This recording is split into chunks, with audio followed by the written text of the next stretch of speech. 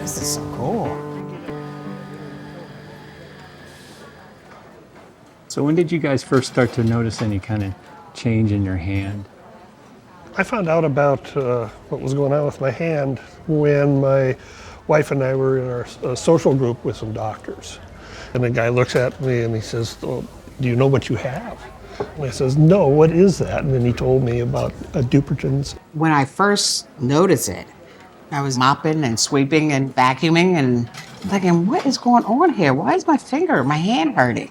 And I asked my doctor, I said, well, what is this? She's like, you probably have Dupuytren's contracture. I said, what?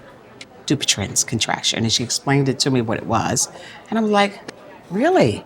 It's like you can see the future of what it's going to be. And I'm a guitar player, so I kept thinking, my pinky just isn't quite doing what it used to. So I started practicing more. I started practicing left-handed, just thinking, well, if I start now, maybe I can finally, if I have to switch over. Because every day I was constantly aware of what was happening.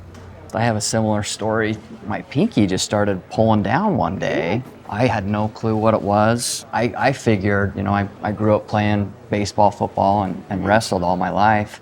I figured I just broke my finger and went and saw the doctor, and he examined it. He's like, no, you've got Dupuytren's. And I'm like, what's that? I had no idea.